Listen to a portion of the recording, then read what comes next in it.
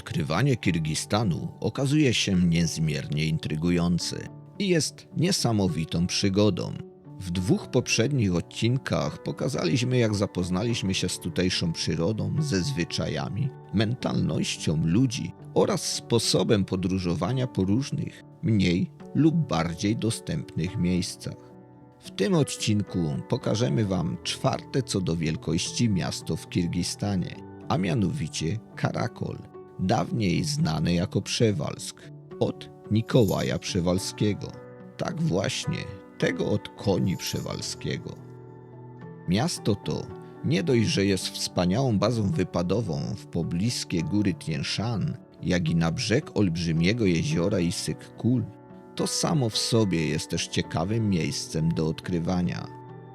W tym odcinku pokażemy Wam m.in. fascynujące drewniane zabytki, zobaczymy pozostałości rosyjskiej kultury, wybierzemy się na kultowy targ zwierząt, rozsmakujemy się też w tutejszej kuchni, pojedziemy za miasto oraz podzielimy się wskazówkami i przeżyjemy wraz z Wami niejedną ciekawą przygodę. Jak zawsze z odrobiną wandrusowego humoru. Zatem witajcie w mieście Karakol.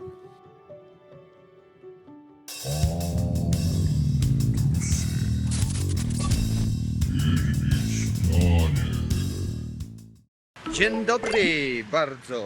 Miało padać, ale jest znośnie. Zaczyna słońce świecić, przebijać się przez chmury. Także jest dobrze, chociaż w górach chmury i mgła. I teraz właśnie idziemy do punktu informacji turystycznej, żeby czegoś się dowiedzieć, żeby czegoś nie przegapić, żeby poznać jakieś atrakcje tutaj, o których być może nie wiemy. Popatrz, jakie są wysokości. No, jesteśmy na wysokości 1763 i wytrzymujemy tu bez masek tlenowych. Nie są naprawdę przekozaki. Ale już może chyba ta choroba wysokości rady, bo są takie słabe. Przez to bamunce i godą byle co i nie wiem co godą czasami. Co jo godą. Zobaczcie, jak ładnie wygląda Centrum Informacji Turystycznej. No taki właśnie klimat Podlasia mi się jakby udziela i przypomina. Halo? Można po rosyjsku. No pani po rosyjsku właśnie, nie po angielsku. A po angielsku? No to po angielsku powiedz. Horse trip. But not all days, not 2 days, 3 days, but only 3 hours, 2 hours.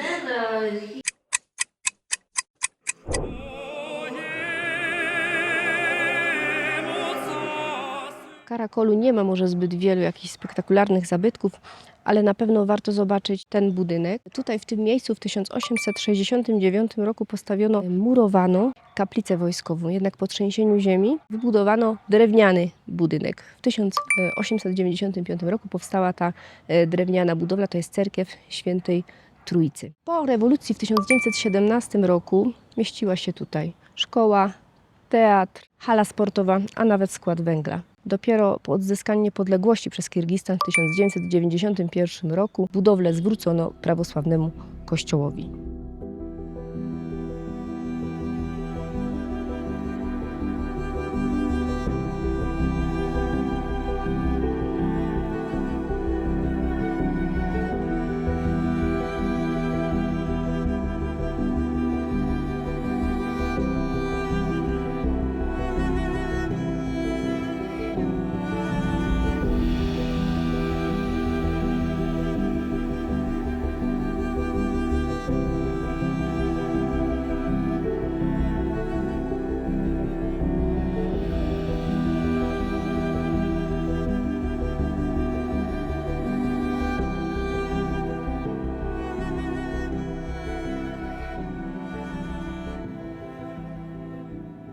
W świątyni w środku znajdziemy wiele cennych ikon, wśród nich bardzo cenna ikona Matki Bożej Tichwińskiej oraz ikona, a raczej kopia ikony Świętej Trójcy Andrzeja Rublowa. Co zauważyliśmy jeszcze, że z zewnątrz to drewno nie wygląda na jakoś zabezpieczone. Te klamry, wszystko te wzmocnienia metalowe też są jakby niepomalowane. Zobaczcie, no tu jest jakby gołe drewno. Może to już było napuszczone odpowiednio, być może funduszy brakuje, być może jest to w planach zabezpieczenie tej świątyni. Świątynia w środku nie jest jakichś imponujących rozmiarów, ale kameralny kościółek. Akurat trafiliśmy, chrzcili 2 dzieci. Widziałeś? No chrzest był, bo basy tam były gołe całe. Do wody cały. No. Wokół cerkwi jest ogród ładny, czy też sad bardziej, bo tu jakieś drzewka owocowe. Widać jabłonie, widać jakieś wiśnie, warzywka nawet też są za kwiatami. A tu dalsza część ogródka. No sporo warzyw tu mają. Widać, że to tu jest zagospodarowane bardzo profesjonalnie, można powiedzieć. Także jedzonko pewnie jest dla popa i otoczenia popa. I żony popa i całej rodziny popów. Warto też zaznaczyć, że w Karakol tutaj w tej miejscowości jest lepszy kurs niż w Biszkeku, nie? Ktoś powie, że to jest mało suma, tam 99, 100, ale jeżeli ktoś wymieni większe kwoty, no to już robi różnicę, nie? Moim zdaniem. Tym bardziej, że my podróżujemy budżetowo i liczymy się raczej z każdym groszem, bo wolimy te pieniądze przeznaczyć na przykład na muzeum, niż stracić to na wymianie walut i wtedy mamy zajść kasa na jakieś dodatkowe atrakcje. I możemy Wam pokazać. Tutaj panie, które są z nami w tym hostelu, wynajemy sobie przewodnika i chodząc z przewodnikiem. Taka opcja jest możliwa, też można się dużo dowiedzieć od przewodnika, prawda? Na pewno taki człowiek wie sporo o tym mieście, wie jak się poruszać. No my podróżujemy sami i dowiadujemy się o wszystkim sami. Przyszliśmy do Muzeum Historii w Karakolu, żeby się dowiedzieć czegoś więcej o historii tego miejsca, o tym jak powstało to miasto i najlepiej wtedy zacząć od takich miejsc, żeby się dokładnie wszystkiego dowiedzieć, bo w internecie to nie zawsze jest wszystko. Także my lubimy zasięgać języka u źródła, że teraz idziemy do muzeum, potem ewentualnie Wam coś opowiemy, albo w trakcie będziemy nagrywać i opowiadać. Symbolizing the rich tapestry of cultures and unity of the people of Kyrgyzstan. To the left of the museum entrance, a map showcases the archaeological excavation. Tu właśnie możemy skorzystać z kodu QR, żeby ściągnąć aplikację. Audioprzewodnik to jest taki tylko, że darmowy jest angielskim i francuskim. No i tu zaczyna się ta ekspozycja tych eksponatów, które tu znaleźli prawdopodobnie w okręgu tutaj Karakolu. Mojej babci było 13 lat, kiedy musieli w 1916 roku z mamą, z tatą i z siostrą uciekać w Kitaj, czyli do Chin. W wieku 15 lat jej siostra została wdową, czyli straciła męża. Miała 15 lat, miała męża, już została wdową. Dla nas to jest szokujące, a u nich to było, być może już nie jest, ale podejrzewam, że w pewnych kręgach jeszcze może być to uznawane za coś normalnego i niegorszącego. Ale myślę, że większość już uznaje to za coś, co nie powinno mieć miejsca. Ludzie to ofiarowali po prostu temu muzeum razem z historią tych rzeczy, bo tutaj są opisane losy ludzi po prostu i związane z tym te rzeczy na przykład, które oni mieli, które oni posiadali, jak ich życie się toczyło. Z każdą z tych rzeczy związana jest historia. Powiedz coś. Nie chcę nic gadać ze mną, to siodło. Ale jak jaszczurka wygląda trochę. Tu jest taka tradycyjna gra Kirgizów. Kiedyś sobie urozmaicali tak życie, tworzyli pewne rozrywki, także wymyślali takie gry. Nie do końca wiem, o co w tej grze chodzi, ale pewnie była to jakaś atrakcja i pewnie było to fascynujące dla nich. Jeżeli muzeum w Kirgistanie, to oczywiście nie może obyć się bez jurty. Co prawda ta jurta nie jest naturalnych wymiarów, no jest po prostu taki model jurty. My mieliśmy już okazję spać w takiej jurcie. Bardzo intrygujące wrażenia i tym bardziej, że spaliśmy podczas deszczu. Myśleliśmy, że to będzie przemakać, ale nie przemokło nas szczęście. A tak wygląda wnętrze tej jurty. Nasze jurty wyglądały trochę inaczej, były łóżka głównie. Są polskie pieniądze? Faktycznie, tu z całego świata są pieniądze. Złotówka z PRL-u. Z PRL-u, ale piątka i dwójka jest teraz aktualny. No, z różnych części świata tutaj są pieniądze. Banknoty też są. Jest nasze 10 zł. No i tu dalej też są. No bardzo ciekawe to jest. Jest fajny album taki w muzeum, gdzie możemy zobaczyć, jak wyglądało miasto, jego mieszkańcy na przełomie lat. Od początku tak jakby tego Karakolu. Jak tutaj powstała jakaś tam baza wojskowa najpierw, później pierwsi mieszkańcy, pierwsze budynki. No bardzo ciekawe. Jest też księga wpisów. Oczywiście też to zrobiliśmy. Ściana Geroi tu jest. Ściana bohaterów na górze. Broń. A tutaj Gieroje. A tu jest menażka, prawda? Ja tak pamiętam jeszcze z wojska. Tu sala o niezbyt przyjemnym zapachu. Są zwierzęta wypchane. To jest niedźwiedź, dziki, kozły, nie kozły. Tu taki kozioł porządny. I tu jakieś daniele czy sarynki, ja się tak aż dobrze na tym nie znam. Tutaj śnieżne jaguary, które występują oczywiście w Kirgistanie. Można je tutaj spotkać, ale czy tego chcielibyśmy, to chyba raczej nie. Trzeba mieć naprawdę ogromne szczęście, żeby je spotkać. Nie stop korupcji, tutaj takie są informacje, czy też obrazki. Czyli jest problem w kraju, jeżeli chodzi o korupcję. To jest rzekomo kość mamuta. Mamutu. To jest twoja kość, mamutu? Tutaj wystawa minerałów, a jednym z minerałów czy kruszców, który się tu wydobywa, to jest złoto po prostu. Nie można powiedzieć, że Kirgistan złotem stoi, ale są tu złoża złota. Jest to na pewno zastrzyk do budżetu kraju, te wydobycie złota.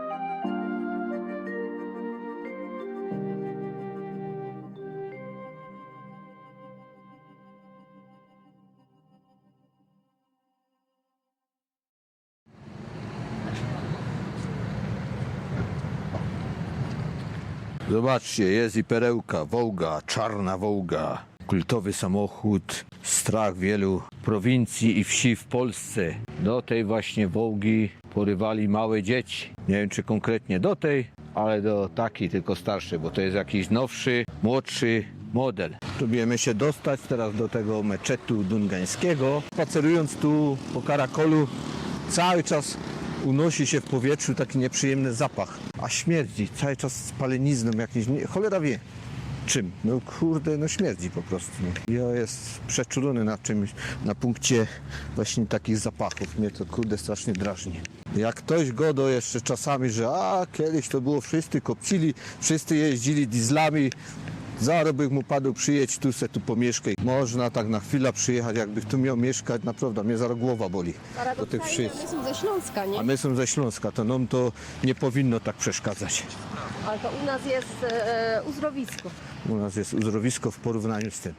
Nie wiem, świecą mi czerwone świeci i zielone, także my idziemy, a auta jadą. To nie mam pojęcia, na czym to polega, czyli można stać albo można iść. Dwie opcje są do wyboru.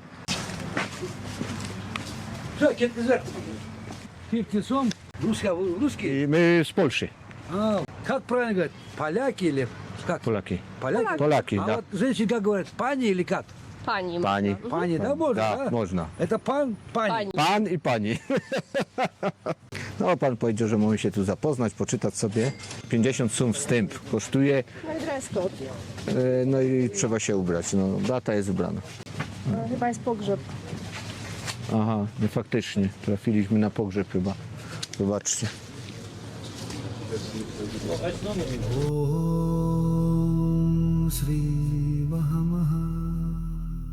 Trafiliśmy na jakieś nabożeństwo i to prawdopodobnie pogrzeb, bo nieśli panowie jakąś trumnę. Nie wiem, czy będzie nam łatwo teraz zwiedzić to w środku z racji tego nabożeństwa, ale zobaczymy, no może się uda.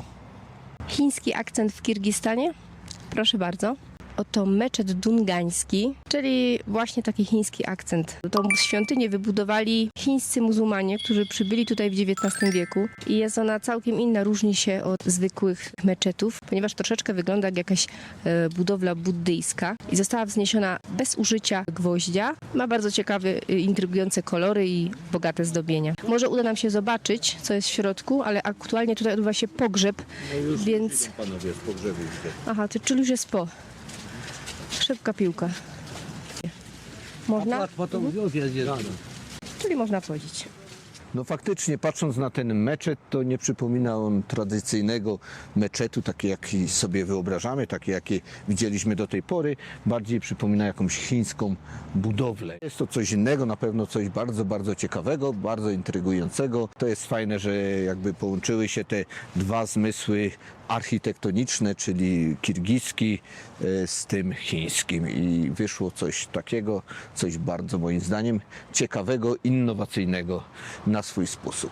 Można też zauważyć, sam minaret jest bardzo charakterystyczny, zupełnie inny niż znamy właśnie ze świata islamu. Jest to taka drewniana konstrukcja w kształcie wieży kwadratu. Nie jest to taki typowy minaret, do którego przyzwyczailiśmy się, czyli okrągły, prawda, i bardzo wysoki.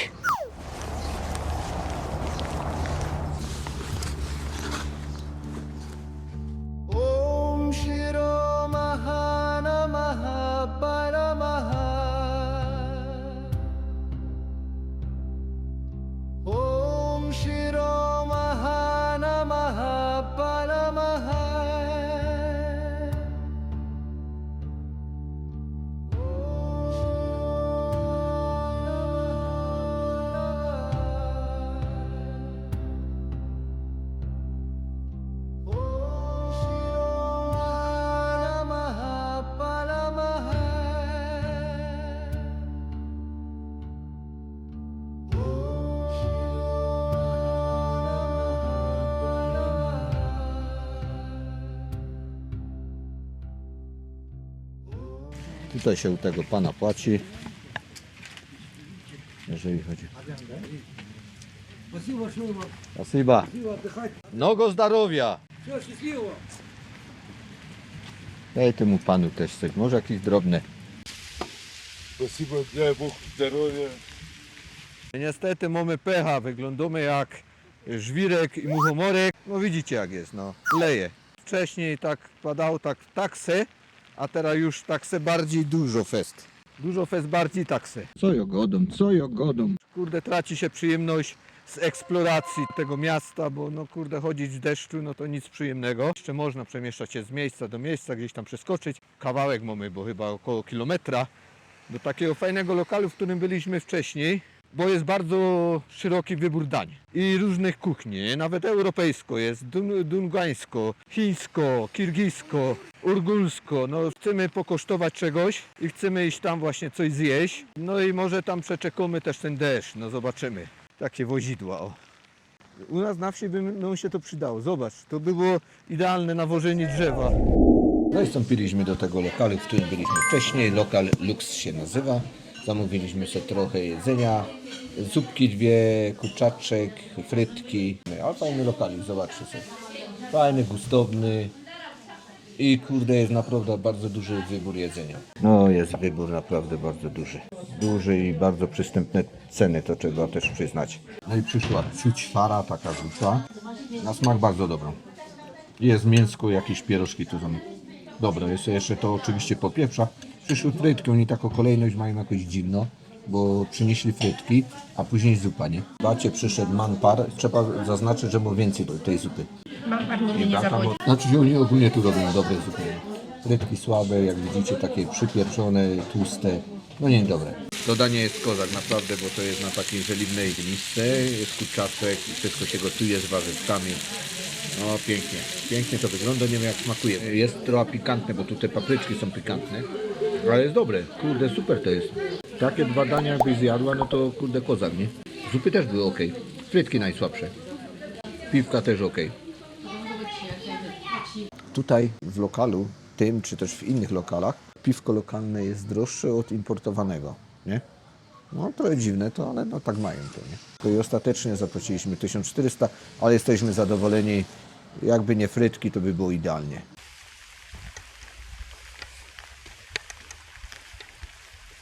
Wągiel przyjechał do wsi. Węgiel je we wiosce! Wojna będzie, przed wojną tyz był. Lada.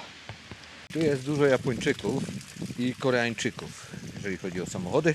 Niemieckie fury też są, ale to już same stare fury. A jeżeli chodzi o nowsze, to raczej Japończyki i Koreańczyki. No i Chińczyki też są, to o tym bych zapomniał. I patrzcie, co się dzieje, to jest masakra, kurde. Tego się nie spodziewaliśmy w Kirgistanie, że taka pogoda będzie niedobra. Takie plany, góry w zasięgu ręki, wspaniałe doliny, kaniony. Deszcz i pogoda rozwaliły system, no niestety. A, ładne śniadanko, dzisiaj owsianeczka. To jest interesujące tutaj, bo ja tak podejrzewał, że to może być burak i faktycznie Beata powiedziała, że to jest burak, nie? Wczoraj było jajko jeszcze, kiełbaska na gorąco, dzisiaj owsianka jest. No ale tu też mam jakieś serki jeszcze, kiełbasy. Teraz na szybko pokażemy Wam nominały tutejszych pieniążków, czyli somów. No tu jest 20, 50, 100, 200, 500 i 1000. Odwróć może tak, z drugiej strony, o tak. I 1000. Są jeszcze inne nominały, wiadomo, ale nie mamy wszystkich. Są jeszcze monety też oczywiście. No a tutaj są właśnie monety, to pokazuję.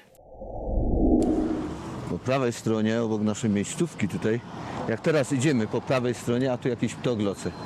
Nie wiem co to jest, duży ptok. Kołują. O. Wielkie, wielkie są. Tu jest taki z tą gwiazdą sowiecką park duży. Na mapach to pokazuje, że to jest jakiś plac zabaw dla dzieci, ale przejdziemy się tam na pewno później zobaczyć, co tam jest. A my idziemy dzisiaj na takie fajne miejsce i tylko w niedzielę to jest, dlatego musimy tam iść teraz, bo dzisiaj jest niedziela i to jest taki targ zwierząt. No tam handlują, między innymi końmi, no. Prawda? I to jest dość ekscytujące i dość interesujące. I chcemy tam po prostu to zobaczyć, jak to się odbywa, taki handel. Idziemy na 101. Ponoć 101 tam można dojechać. A tutaj, czy też bardziej z tamtej strony są stare dzielnice rosyjskie, nie? To są faktycznie takie domy z tymi okiennicami, to coś jak tu. Zobaczcie. Białe domy, okiennice, albo zielone, albo niebieskie, albo różne. Tu kiedyś właśnie za czasów Związku Radzieckiego mieszkali sobie Rosjanie i być może jeszcze mieszkają teraz, bo jeszcze jest sporo Rosjan przecież zamieszkuje nie tylko Karakol, ale cały Kirgistan. Czekamy na takim przystanku nieciekawym. Wygląda jakby to jakiś opuszczony przystanek, bo i tu dawno nic nie jeździło. Ogólnie jest tu taki toporny, ciężki klimat postsowiecki. Jakby dopiero opuścili ten sowiecki sojusz. To nie jest jakoś Pipidowa czy dziura zabita dechami, no bo to jest Karakol, to jest czwarte co do wielkości miasto w Kirgistanie. Nie wiem, no do Polski jakiejś miejscowości nie można tego porównać. Po pierwsze, że no nie ma takiej miejscowości, a po drugie, no nie chciałbym nikogo obrazić też. Nie chodzi już o miasta u nas w Polsce, tylko nawet o wsie, no. Nawet wsie wyglądają lepiej. Póki coś działo, funkcjonuje, to niech się działo i tam nic nie ulepszają. No, nawet autobusów tu nie mają, tylko busiki jeżdżą. Jakoś staroflota Mercedesów i innych tam LT-ków, Volkswagenów. No jest to taką miejscowość otoczoną górami też. Tu jest taki potencjał. Takie piękne góry, doliny tu są. No kurde, gorące źródła tu mają, nie? Jedziemy już busikiem teraz na ten targ zwierzęcy. Ogólnie rzecz biorąc, stan tych wozideł jest taki se albo minus taki se. Jak to ładnie wygląda tu. No, jest to bardzo stara flota i tyle, ale tylko to funkcjonuje w mieście Karakol. Ale lubimy takie przygody.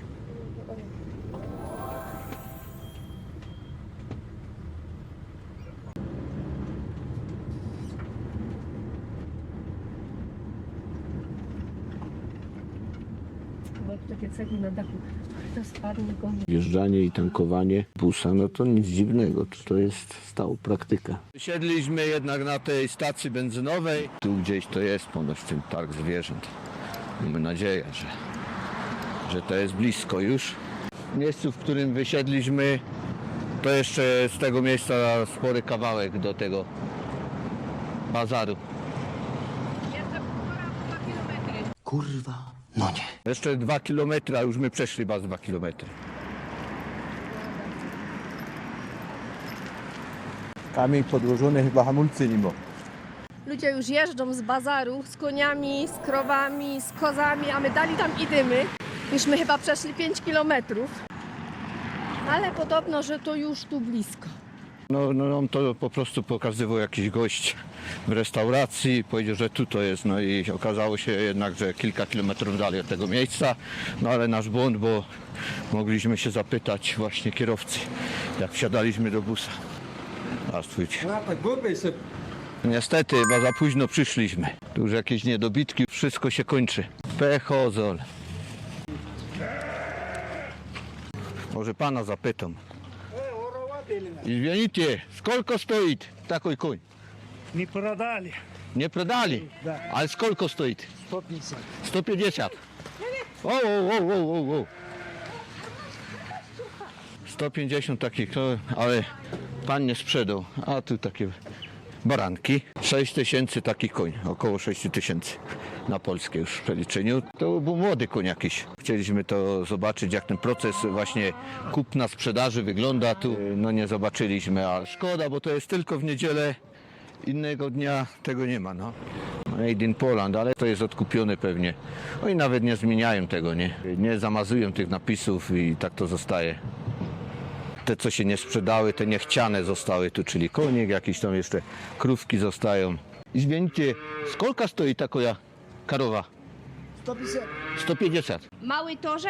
Mały? Z karową? Bez. Aha, bez. A można pomienić, ja wam dam moją żonę, a wy mi jak krowę.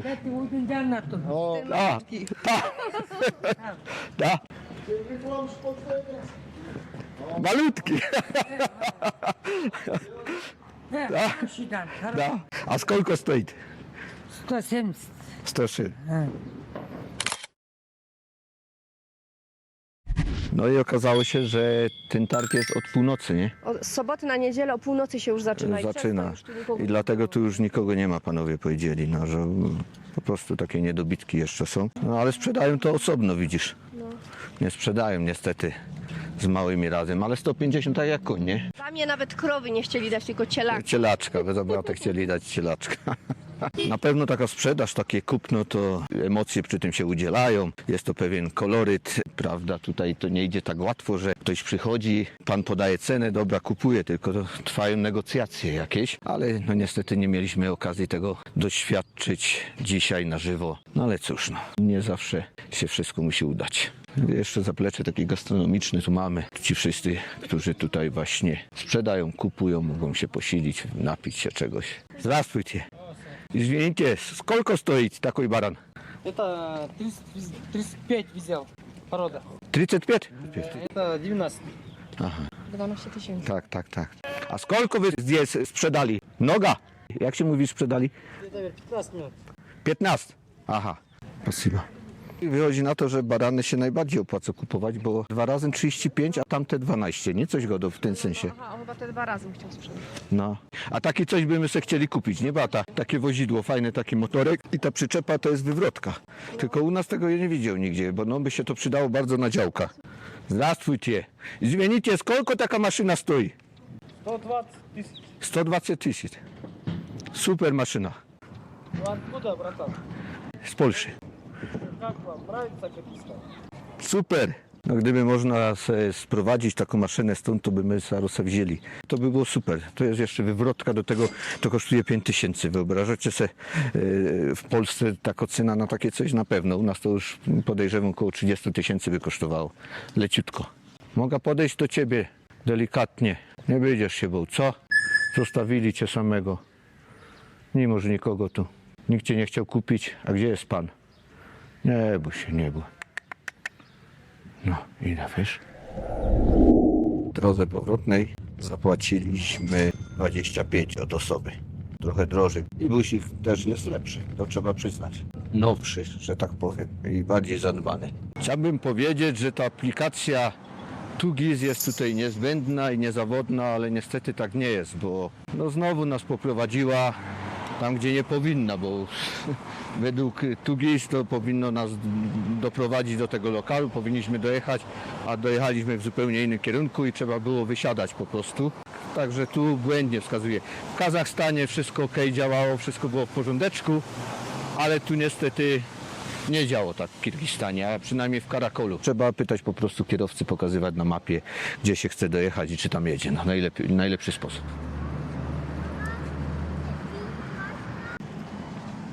Idziemy do naszego ulubionego lokalu.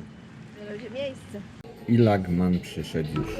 Ładnie to wygląda. Jest zupka, o to mi chodziło. No duża porcja. Myślałem, że jeszcze coś będę musiał domówić, ale raczej nic nie będę domawiał. Dobre. Bardzo dobre. Lekko pikantne. Na tym daniu akurat, że się jeszcze ani razu nie zawiódł.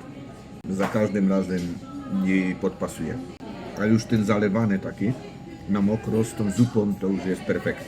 Bo są też suche bardziej wersje, ale tam mi najbardziej odpowiada.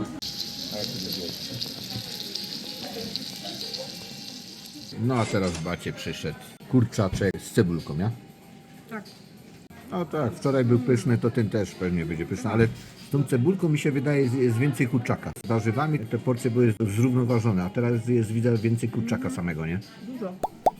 No naprawdę to jest dobre i nie jest drogo. Więciutkie to jest. Tutaj w Kirgistanie kupiliśmy sobie gumę, który u nas już chyba raczej nie można kupić. Znaczy nie wiem, nie spotkałam. Nie spotkaliśmy, chyba wycofali to ze sprzedaży. To jest jeszcze w listkach. A pamiętamy, ten smak u nas to kiedyś było bardzo popularne, nawet takie reklamy były bardzo popularne.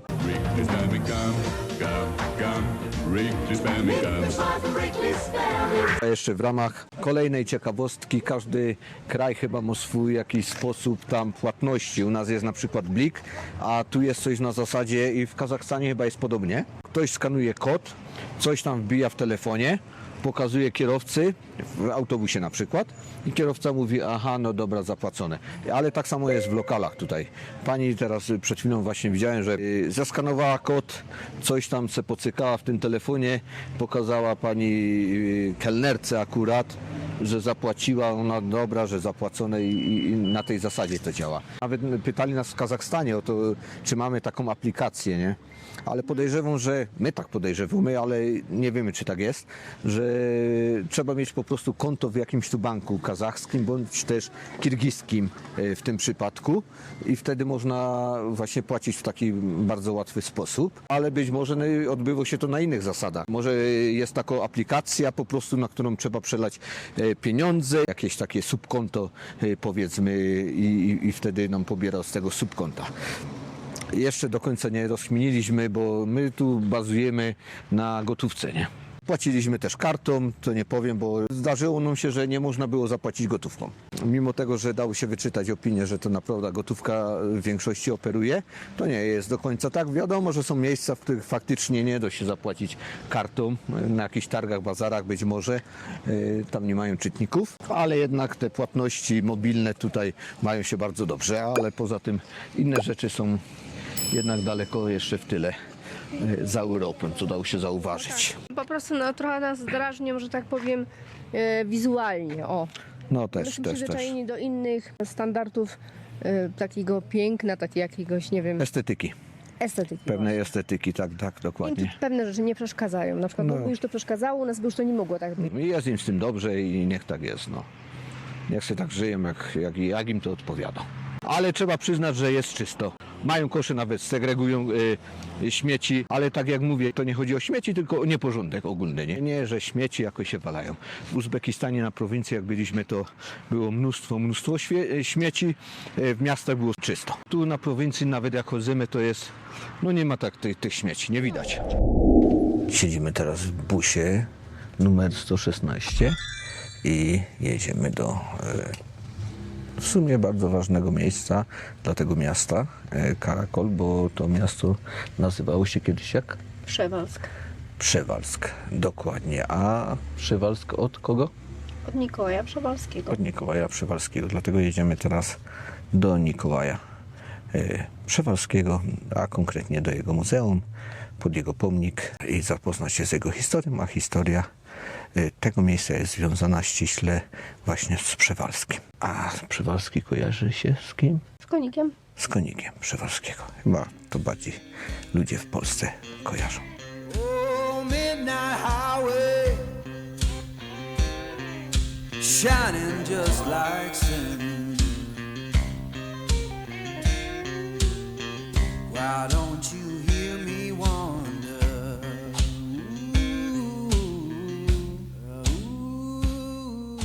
Dojechaliśmy już na miejsce. Gdzieś tu niedaleko albo daleko jest Muzeum Przewalskiego. No właśnie zmierzamy w tym kierunku. Trochę chyba żeśmy źle wysiedli. No ale spoko, no jakoś tam dojdziemy. Chyba tu teraz trzeba iść w lewo.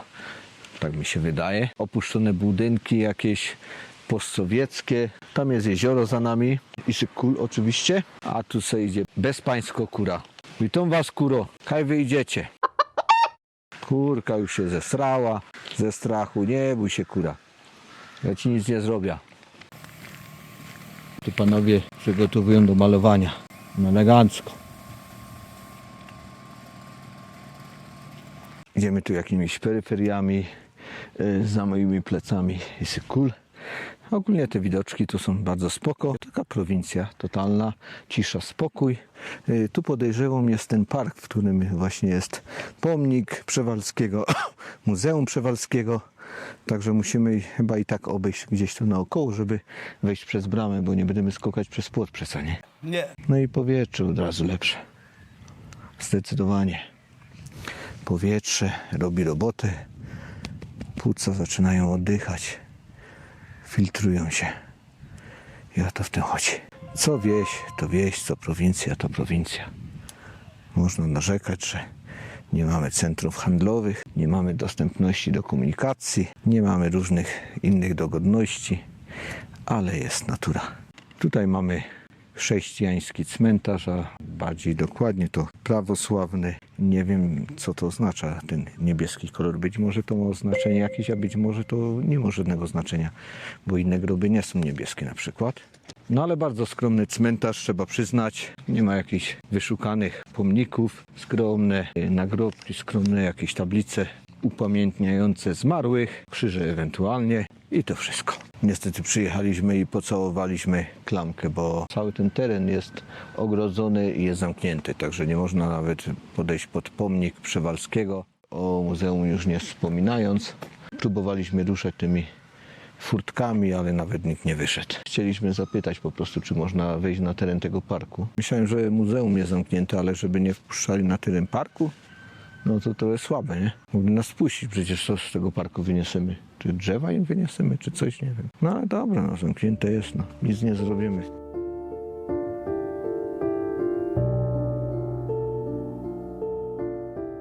W tym 10-hektarowym parku znajduje się m.in. muzeum, pomnik i grób Mikołaja Przewalskiego. Przewalski to jeden z najsłynniejszych odkrywców XIX wieku, geograf i oficer armii rosyjskiej, który zasłynął z wypraw w głąb Azji Centralnej. To właśnie on rozsławił legendarnego dzikiego konia, znanego dziś jako koń Przewalskiego. Przewalski, mimo polskich korzeni i polsko brzmiącego nazwiska, nie identyfikował się jako Polak. Określał się jako lojalny poddany Imperium Rosyjskiego. Czuję się tu trochę jakby na polskiej wsi. No zobaczcie sobie, może te wzniesienia tam, no też, no kurde, w Bieszczadach są takie fajne pagórki. No kurde, elegancko to wygląda. Swojskie klimaty takich dróżek właśnie polnych. Tu jakieś drzewko rośnie, tam jabłoń dzika, tu jakieś pole ktoś ma. No kurde, klimacik jest. Zupełnie to inaczej wygląda, jak wyglądało w mieście Karakol. Tu już by mi się podobało mieszkać. Człowiek nie musi tego jakoś specjalnie tłumaczyć, po prostu przychodzi w jakieś miejsce i czuje się tam dobrze. Ja się tu czuję dobrze. Blisko naszej miejscówki jest park. Okazało się, że to jest Park Pobiedy. Zobaczcie, takie wozy tutaj jeżdżą. Teraz muszę przejść przez pasy. Ida w sumie. W sumie to nie jest łatwe zadanie, ale łatwiejsze niż w Uzbekistanie, bo tam nikt raczej nie zwraca uwagi na przechodniów, a tu już bardziej zwracają uwagę. W Kazachstanie również. Już bardziej szanują przechodnie. Zaczyna się bardzo obiecująco. Gwiazda Sowieckiego Sojuza, pomniki Sowieckiego Sojuza, sierp i młot jest, czyli mentalność, jakby to powiedzieć, pozostała. Może nie szanują, ale akceptują to. O, nic nie zrobimy. Jak chcą, tak mają. Te pomniki, pewnie Aleja Zasłużonych tak zwana. O, tego jest mnóstwo. Z tej strony. Mają się panowie dobrze. Ordery na klacie. Wszystko tak jak powinno być. Ci ludzie tu nie są jacyś źli. Mają inne postrzeganie świata. Co niektórzy, nie wszyscy, wiadomo. Bo to jest też społeczeństwo podzielone. Pewnie część społeczeństwa nie chciałoby takich bohaterów. A część społeczeństwa jakby przemyka na to oko i co mi do tego przede wszystkim. Ja w tym kraju nie żyję. Ja na ten kraj nie mam wpływu. Ja tu przyjeżdżam, żeby sobie to wszystko pooglądać i żeby poczuć klimat tego miejsca i nie wszystko musi mi się podobać. No i tyle w temacie. No. Tu mamy bardzo długą ścianę pamięci. Ludzi, którzy być może zginęli za dobro sprawy, być może której do końca nie rozumieli, ale zginęli z myślą, że robią dobrze, że to jest jedyny wybór. Często w historii nie tylko Sowieckiego Sojuzu, ale też w historii innych krajów, między innymi też Polski, zdarzają się takie historie, w których ludzie umierali za dobro sprawy, której nie do końca rozumieli, prawda? Historia Kirgistanu przedstawiona w formie pewnej płaskorzeźby.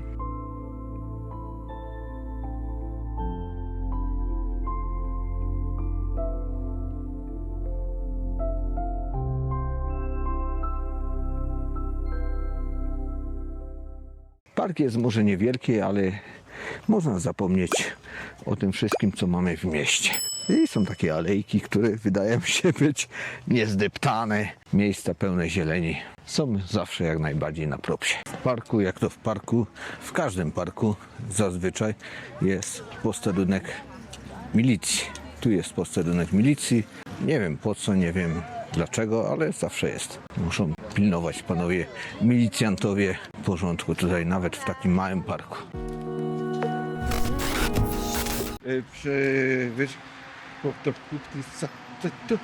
To do widzenia taki meczek dugański. Jak już wyjdziemy, to przy okazji też widzimy taki meczet dugański. Dungański. Kraje Azji. Co pieprza ty? Ikony Świętej Trójcy Andrija Rublowa.